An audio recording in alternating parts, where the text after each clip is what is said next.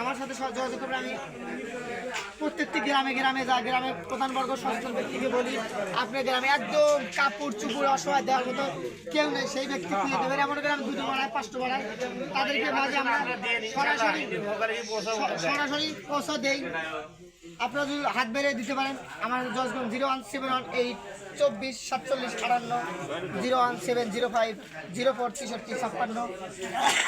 অসংখ্য মানুষের মাঝে শাড়ি লুঙ্গি কাপড় সব কিছু তুলে দিচ্ছি। আজকের অনুষ্ঠান প্রায় শেষের দিকে।